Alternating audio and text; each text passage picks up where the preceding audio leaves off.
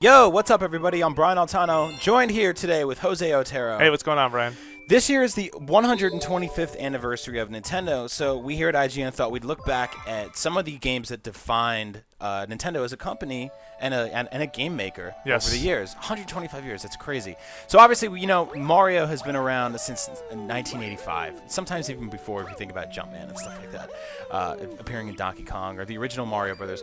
But Super Mario Galaxy was the first Mario game that really turned things completely upside down. Like, actually, quite literally. Yeah. We had Mario 64. It's a special game. Yeah, we had Mario 64, which is a 3D Mario game, which, really defined the 3D action platformer genre for the first time ever, really.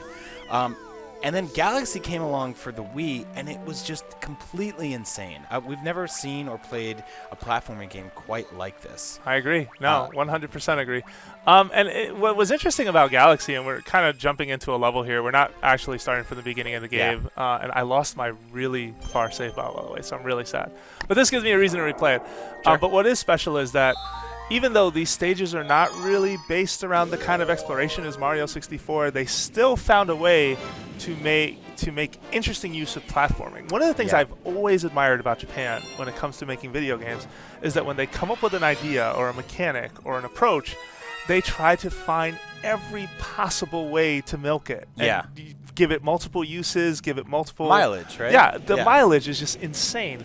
And so this level right here is sort of a standard Galaxy. I'm forgetting the name as I went into it. But one of the things with Galaxy that was such a adjustment for a lot of people was, hey, you're upside down, and you will be doing things. This is crazy. Like, down. look, like just even I remember the first time I played this game, and I took that leap from one platform to another.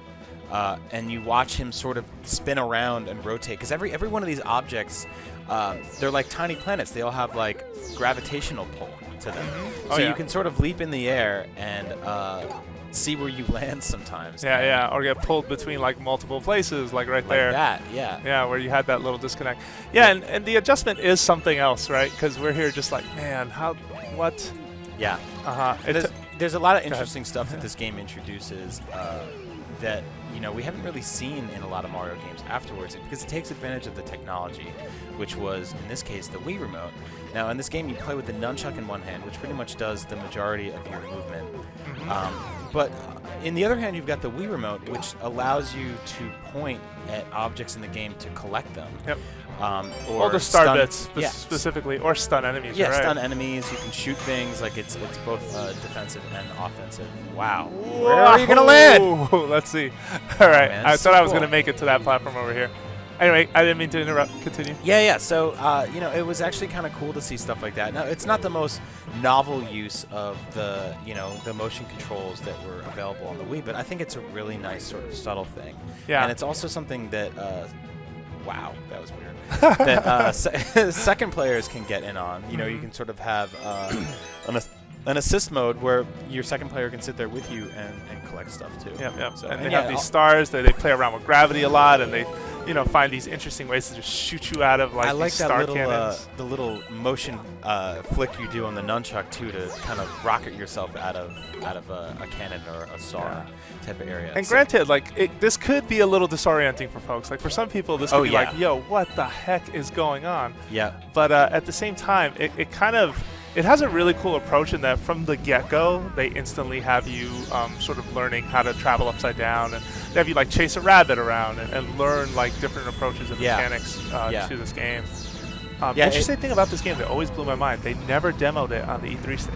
Really? This game, they'd show it in trailer form, and they would, there would be demos at E3, but the bigger deal for the 2 years that we were waiting for this game, or that it was announced that we were showing trailers. Even that trail of coins, by the way, being put there to tell me, hey, go underneath, buddy. No, sorry, were Wii Sports and Wii Fit.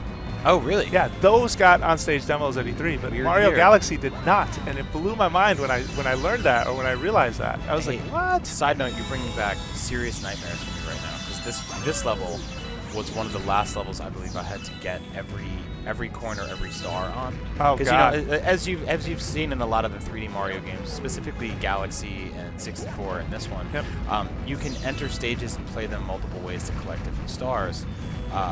This was actually one of the harder ones, I believe. Yeah, finally got dinged.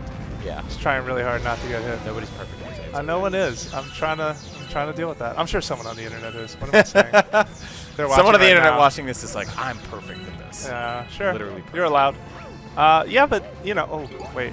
Yeah, but, I mean, some of the hurdles for this style of gameplay was also, and this has kind of plagued 3D Mario for years, has been kind of the, you know, perfecting the jump on a Goomba. Yeah. Which, for the most part, like, don't get me wrong, it takes a little bit, and you do eventually get it down, and, oh, I love this. You got to get the bullet bill to follow you. But it is something that's an adjustment.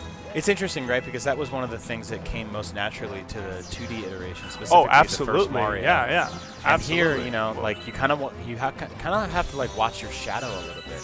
Yep. Hey, Jose, if you jump on top of that thing back there, there's a block. Oh, what you mean this one over here, jump right? on top of that. Yeah. Oh no, I'm just gonna. Whoa! All right, hang on. I gotta do it this way. No! Wow. Way to fail on stream. There we go. Okay.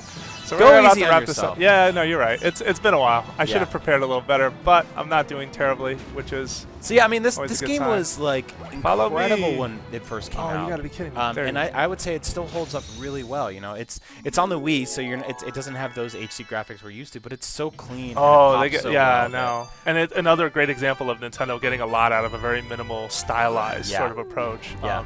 Really good. Hopefully one day we'll see it in HD, but this is as close as we're going to get. Yeah, exactly. Yeah, but we got the star. We did. Yeah. Yeah, and this brings us back to the sort of hub world that that connects all the levels in Super Mario Galaxy. It's basically, what is it, like just a big spaceship? Essentially, yeah. You're trying to obviously you're trying to find Bowser. So yeah, you're using the spaceship to get across the galaxy, but you need the power stars in order to sort of activate all the spaces and be able to make the trip. It's cool. Tons of little secrets all over the main world and everything like that. And there's just so much to do in this game. Is what I really love is the way they were able to cram the traditional Super Mario level variety into a game that you know. At first sight kind of feels like it would just be about space, but they work that in by bringing you to all these different planets and different areas that, you know, you bring in lava levels and ice worlds and grassy plains and, you know, these huge boss battles against some of the biggest characters we'd ever seen in Mario games to date. Bowser, particularly, his battles in this game are epic. They're huge and they're amazing. They fill up the entire screen, and it's just like, it's such a marvel to look at, and it's so much fun to play once you get the kind of basic mechanics down. Yep. And Rosalina. Yeah, this was her debut along with the Luma. Now they're in Smash Brothers. That's a big deal. Oops, don't do that. Jumping on but no detail is too small, even just tiptoeing around. I know, I love it. That just blows my mind. Yep. Anyway, I think Ladies we and sort of gentlemen, shown folks what it is. This is Super Mario Galaxy. There was a sequel to it, but you know, this is where it all started. If you've got a Wii, go check it out yourself. If you get a Wii U, go check it out yourself. If not, keep your fingers crossed that they'll put this out in HD and remaster it in some way, in some form. But I think even if that doesn't happen, the game still really holds up. So that's more of some of our favorite Nintendo games of all time. And us celebrating the 125th anniversary of Nintendo as a company and a game maker. For all things Nintendo, video games, Super Mario, and Jose and I just hanging out playing the best stuff in the world. Keep it locked right here to IGN.